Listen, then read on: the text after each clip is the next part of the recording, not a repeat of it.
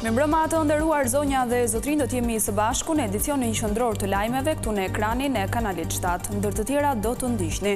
Gjykata kushtetuese erozon vendimin e qeverisë për shkarkimin e kryebashkiakut të Tiranës. Erion Velia i mbetet në detyrë, anulohen zgjedhjet në kryeqytet. Gjykata e posaçme dënon me 3 vjet burg ish-deputetin e Partisë Socialiste Jurgis Çyrbia, do qëndroi 2 vjet në qeli pasi përfitoi nga gjykimi i shkurtuar. Merret i pandehur drejtori i autoritetit rrugor Gentian Gjyli dhe 4 zyrtar të tjerë akuzohen për shkelje të barazisë në tenderin e tunelit të Llogaras. Policia godit grupin e mashtruesve kinez, arrestohen 2 persona që vodhën të dhënat e mbi 5.000 qytetarëve. Dëmi mund të shkonte deri në 50 milion euro. Pensionistët do të përfitojnë edhe këtë fundvit bonusin nga qeveria. Ministri i Financave sqaron se shpërblimet do të jenë 15 dhe 20.000 lekë.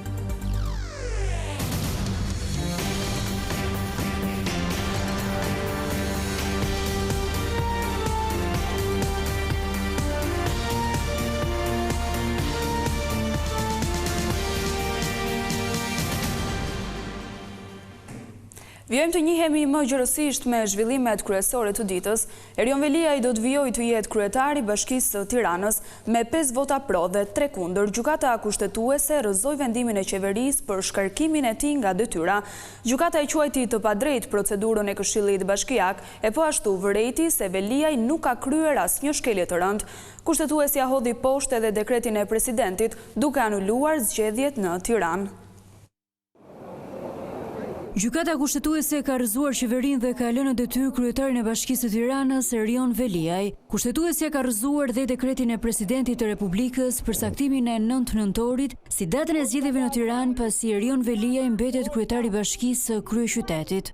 Gjyqtarët kanë vendosur me unanimitet se kushtetuesja ka kompetencë të shqyrtojë të gjitha çështjet që lidhen me shkarkimin e kryetarëve të bashkive, duke përjashtuar rastet e dekriminalizimit. Duke shqyrtuar procedurën e ndjekur, gjykata ka vendosur 5-3 se procedura e ndjekur nga Këshilli Bashkiak është e parregullt, pasi Erion Velia nuk u thirr dhe nuk u dëgjua në mbledhje. Po ashtu 5-3 gjykata ka vendosur të shfuqizojë vendimin e Këshillit të Ministrave pasi nuk argumentoi se Erion Velia ka kryer një shkelje të rëndë të kushtetutës dhe ligjeve.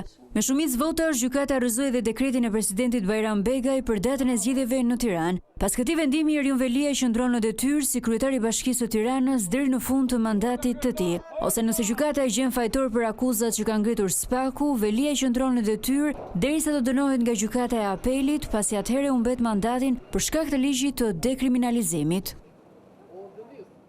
Gjykata e posaçme dënoi me 3 vite burg ish-deputetin e Partisë Socialiste Jurgis Çyrbia. Ai u gjet fajtor për bashkëpunim me eksponent të botës së krimit, si dhe për korrupsion zgjedhor. Për shkak të gjykimit të shkurtuar, ai do të qëndrojë vetëm 2 vjet në qeli. Shpallet fajtori ish-deputeti socialist Jurgis Çyrbia. Ai u dënua nga gjykata e posaçme me 3 vjet heqëlirie. Mbi të rëndojnë akuzat e nxjerrjes së sekretit shtetëror për krahje autorit në krim dhe korrupsion në zgjedhje, por ish-ligjvënësi përfitoi nga gjykimi i shkurtuar, duke u dënuar përfundimisht me 2 vjet burg. Konkretisht bëhet fjalë për dekonspirimin e aksioneve policore, nxjerrjen e të dhënave nga sistemi Teams dhe informacione të tjera për të ndihmuar personat në kërkim që të mos kapeshin. Sipas hetimeve, në këmbim të votave dhe mbështetjes, Çyrbia ka përdorur funksionin e tij si deputet i kuvendit. I njëjti dënim me 3 vjet burgim u dha edhe për Altin Hajrin për 2 vepra, atë të korrupsionit dhe tregimit të sekretit shtetëror. Në përfundim, edhe ai do të vuajë 2 vjet heqëlirie. Altin Hajri ndërkohë vijon që të jetë në kërkim në lidhje me rrëmbimin dhe zhdukjen e Jan Prengës, i cili dyshohet se u dhunua për vdekje në kompleksin Golde në Shiak në pronësi të Hajrit. Ndërsa për Ahmet Mashën, një tjetër person i përfshirë u dha një dënim me 2 vjet e 6 muaj burg që i zbret në 1 vit e 8 muaj. Spak i vuri të 3 përpara përgjegjësisë ligjore nga rënja e SKECC për disa episode kriminale për gjatë periudhës maj 2020-mars 2021. Hetimet për tunelin e Llogaras janë finalizuar me marrjen të pandehur të drejtuesit të autoritetit rrugor Gentian Gjyli dhe 4 zyrtarëve të tjerë. Spak pretendon se ata kanë kryer shkelje në procedurat tenderuese të kësaj vepre. Merret i pandehur kreu i autoritetit rrugor shqiptar Gentian Gjyli, mbi të rëndon akuza shkeljes së barazisë në tendera në bashkëpunim. Mëngjesin e kësaj të hënë, ai u paraqit në prokurorinë e posaçme kundër korrupsionit dhe krimit të organizuar për të firmosur dijenin se po hetohet për veprën penale për të cilën Spak e dyshon. SPAK konfirmoi se për të njëjtën akuzë janë marrë të pandehur edhe Eviz Berberi, Eral Delezi, Jetmira Dervishi dhe Mirzeta Kashnica. Prokuroria vëren se në bashkëpunim me njëri tjetrin ata kanë shkelur ligjin në procedurat e tenderit për ndërtimin e tunelit të Llogaras me vlerë afro 190 milion euro. Sipas SPAK, të gjithë të pandehurit janë hetuar për veprimet e tyre në cilësinë antarëve të Komisionit të Vlerësimit të Ofertave 5 vjet më parë. Të premten, 31 tetor, thirrjes së SPAK ju përgjigje dhe Ministrja e Infrastrukturës Belinda Balluku. Prokuroria i komunikoi edhe numrit 2 të qeverisë akuzën e shkeljes së barazisë në tendera. Kryetari i Partisë Demokratike Sali Berisha deklaroi këtë të hënë se nuk do t'i shmanget fletëthirrjes së SPAK për të dëshmuar për 21 janarin. Nga organi i posaçëm i akuzës ku paraqit si çdo fillim muaj, ai përsëriti se dosja Partizani ku akuzohet për korrupsion është e manipuluar. Të hënën e parë të muajit që Sali Berisha zbaton ligjin duke u paraqitur në SPAK, foli nëse do t'i bindet apo jo një kërkesë të prokurorisë antikorrupsion për të dëshmuar për 21 janarin. Në çdo fletëthirrje që mund të më bëhet, për çdo gjë dhe unë e kam faktuar këtë, në vjekeqe, e kam faktuar këtë, unë jam paraqit prokurori shumë herë sa më kanë kërkuar, unë e kam ligj paraqitem. Nuk mund të kem sepse kam konceptet e mia unë për shtetin dhe shoqërinë parashtetërore, shoqërinë passhtetërore. Pak ditë më parë, në SPAK u paraqit edhe ish lideri demokrat Lulzim Basha, që ka mbajtur postin e ministrit të Brendshëm në kohën e protestës ku humbën jetën 4 persona. Si çdo herë tjetër, Sali Berisha sulmoi prokurorinë e posaçme dhe gjyqtaren Irena Gjoka. Fshehja, refuzimi për deklaruar gjykime, dënime, qoftë dhe jo të formës së prerë nga autoritetet huaja për çfarëdo lloj vepre penale apo masa dëbimi, shkakton ndërprerjen e menjëhershme të funksionit të gjyqtarit.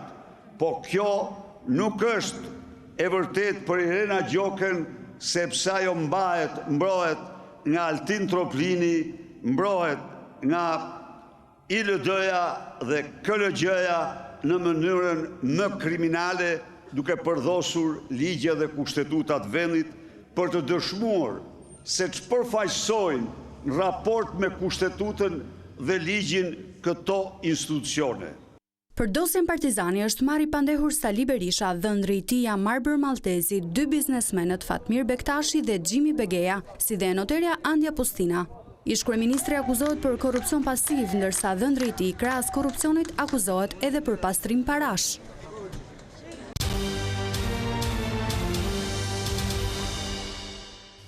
Policia ka arritur të zbulojë në kohë një skemë mashtrimi që mund të shkaktonte dëm të konsiderueshëm financiar për shumë qytetarë shqiptar. 2 kinezë kanë përfunduar në pranga për vjedhjen e të dhënave të mbi 5.000 personave. Ata synonin të hynin në llogaritë bankare për të rrëmbyer sumat e parave. Këta janë 2 kinezët arrestuar nga Drejtoria e Krimit Kibernetik në Policinë e Shtetit, të cilët akuzohet se kanë ngritur një skemë mashtrimi përmes faqeve të falsifikuara të postës shqiptare. Cun Feng Fan, 51 vjeç, dhe Haike Yan, 45 vjeç, në vetëm 4 ditë qëndrimi në Shqipëri, kanë mundur të vjedhin të dhënat e mbi 5.000 qytetarëve, duke krijuar një faqe interneti identike me atë të postës shqiptare, për të mashtruar qytetarët e për të mbledhur të dhëna personale bankare. Burime pranë policisë bëjnë me dije se për llogaritja shumës që rrezikonte të vidhej përmes skemës mashtruese të kinezëve shkon rreth 5 miliard lek apo 50 milion euro. 2 kinezët pasi erdhën në Tiranë për të vijuar aktivitetin kriminal u akomoduan në një hotel shumë afër qendrës së kryeqytetit. Krimi kibernetik ka rënë në gjurmët e grupit të kinezëve nëpërmjet monitorimit të vazhdueshëm të dark web dhe burimeve të hapura në internet, të cilat pasi janë verifikuar kanë çuar në identifikimin e tyre. Si rezultat u çel një procedim me metoda speciale hetimi, i cili përfundoi me sukses. 2 të arrestuarit kishin për qëllim në Shqipëri vetëm krimin e infrastrukturës dhe mbledhjes së të dhënave, më pas vjedhja e parave nga llogaritë bankare do të bëhej jashtë shtetit.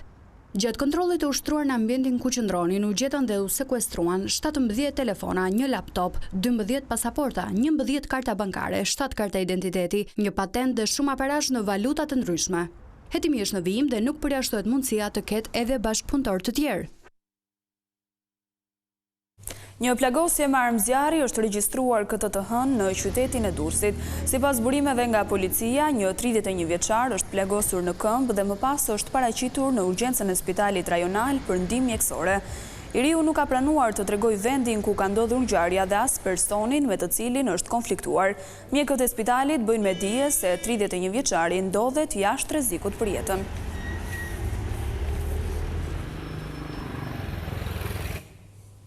Edhe këtë vit, pensionistët do ta marrin bonusin e fundvitit. Ministri i Financave sqaroi se shpërblimi do të jetë ndarë në 2 kategori, 10 dhe 15.000 lek, ku më shumë përfitojnë ata që kanë pension më të ulët. Pensionistët do të marrin shpërblim në dhjetor njësoj si në fundvitin e kaluar, të ndarë në 2 grupe. Gjithë ata pensionistë, të cilët kanë një pension deri në 20.000 lek apo 200.000 lek të vjetra, do të përfitojnë një shpërblim prej 15.000 lekësh apo 150.000 lek të vjetra. Pensionistët të cilët kanë një pension mujor mbi 20.000 lek apo mbi 200.000 lek të vjetra, do të përfitojnë një bonus prej 10.000 lekësh të reja apo 100.000 lek të vjetra. Gjatë mbledhjes së Komisionit të Ekonomisë ku diskutua akti normativ për ndryshimin e buxhetit 2025, ministri Petrit Malaj la të hapur mundësinë që në fundvit të përfitojnë shpërblime dhe shtresa të tjera në nevojë. Vlen për të theksuar që në fund të vitit të kaluar, kjo kategori e cila nuk ishte pjesë e skemës së sigurimeve shoqërore, ka marrur një bonus në fund të vitit, duke bërë edhe vlerësimin e ecurisë së ekonomisë deri në atë moment.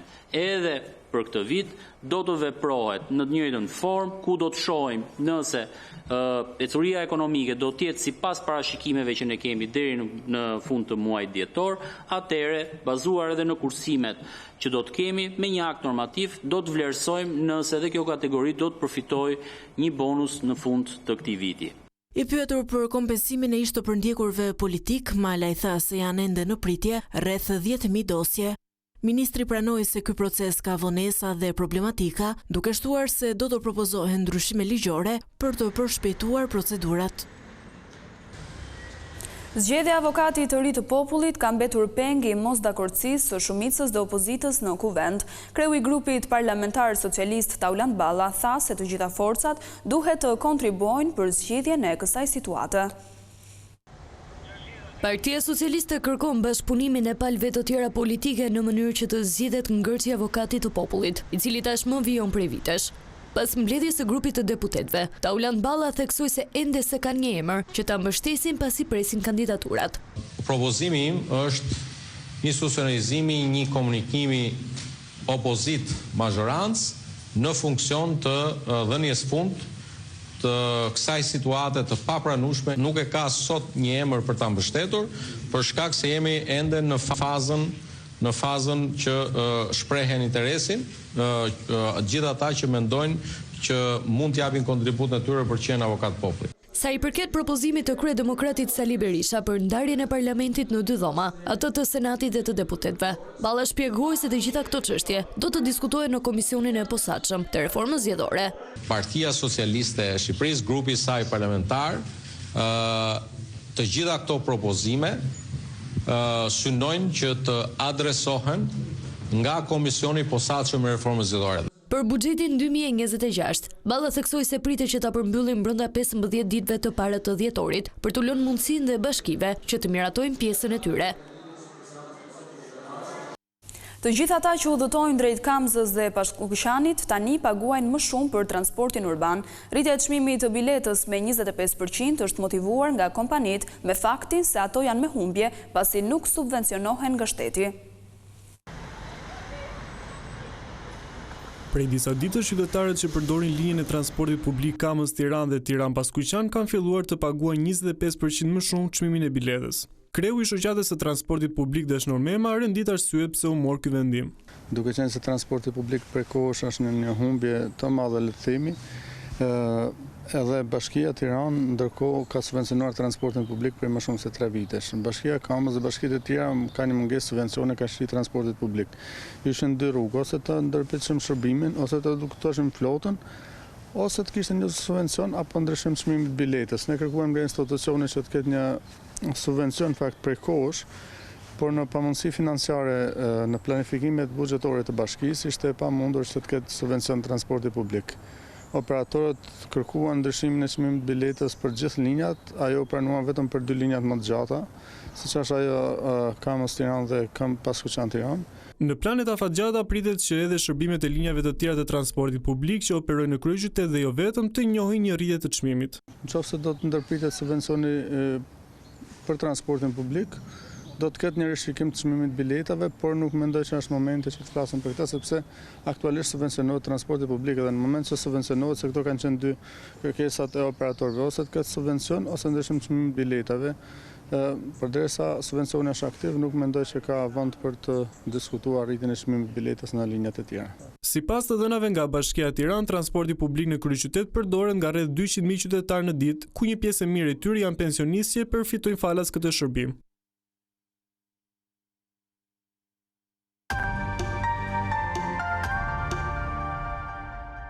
Të tjerë konkurrentë do të provojnë të rëmbejnë sot pote Juris për të vijuar rrugëtimin në spektaklin Albania's Got Talent, ndërkohë Juris do t'i bashkohet edhe këngëtarja e njohur Elsa Lila.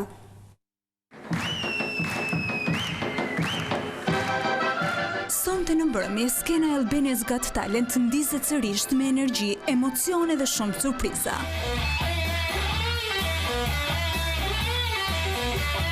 Spektakli i talenteve shqiptare rikthehet në natën e 3 audicioneve që do të transmetohet në orën 21 në Vision Plus.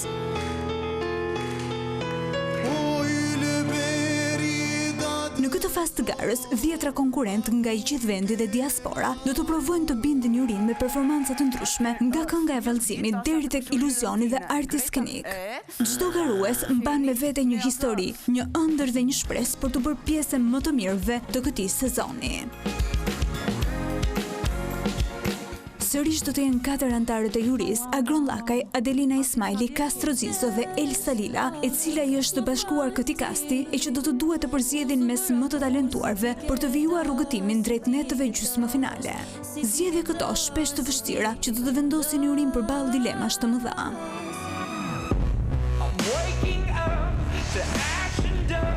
Edhe talentet e kësaj mbrëmje do të luftojnë për të rrëmbyer pote juris, por a do të mundet ndonjëri prej tyre të marrë Golden Buzzerin e mbrëmjes duke u bërë automatikisht finalisti i dytë pas Diego Zelkës?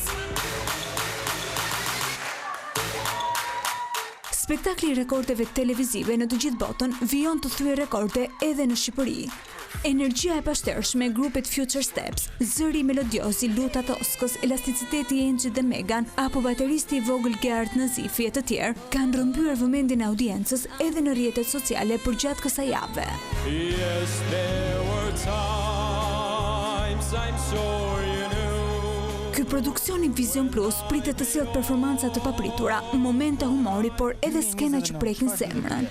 Albania's Got Talent po konfirmohet si një nga spektaklet më të ndjekur të momentit, duke sjellur vetëm argëtim, por edhe një panoramë të gjallë të talenteve shqiptare.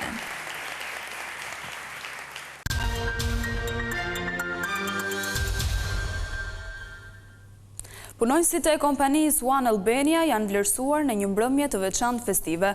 Në aktivitetin e kthyer tashmë në traditë janë ndarë edhe certifikata për më të talentuarit. Vlerësimi i arkitektëve të vërtet të suksesit të çdo kompanie, punonjësve të përkushtuar dhe të talentuar, ishte kryefjala e eventit që mbajti lideri i telekomunikacionit shqiptar One Albania. Trajnimi i vazhdueshëm dhe zhvillimi profesional janë themeli kulturës së kësaj kompanie.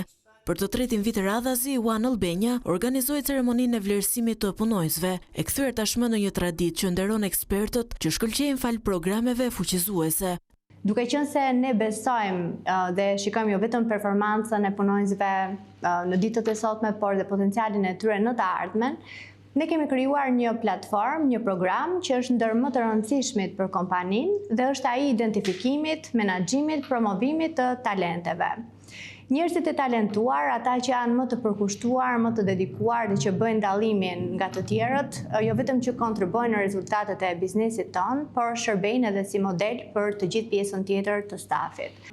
Gjatë këtij eventi, të ftuarit dhe punonjësit theksuan në veçantinë e programit të One Albania, kushtuar njohjes së kontributeve të profesionistëve të saj. Sapo kemi përfunduar edicionin e 3 të Empower Me program në One Albania. Jam shumë e lumtur që kishim rreth 129 punonjës gjatë këtyre 3 viteve që kanë qenë pjesë e programit. 33% e tyre janë promovuar në karrierë në pozicione më të larta menaxheriale. 2 pjesëmarrës nga programi Level Up ndan përvojën e tyre dhe vlerësimin për mundësitë e ofruara nga One Albania. Pas 20 vitesh eksperiencë në fushën e prokurimeve në industrinë e telekomunikacionit, këtë vit është herë e parë që unë promovohem në programin e talenteve për kompaninë One Albania.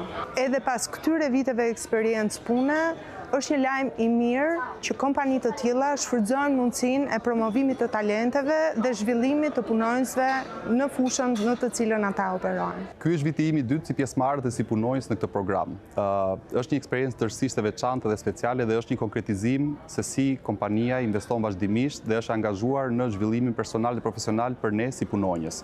Mes duar trokitjeve dhe buzëqeshjeve, aktiviteti kulmoi me ndarjen e certifikatave për punonjësit e talentuar, të cilat u dha nga drejtori ekzekutiv i One Albania, Barna Levente Kutvojli.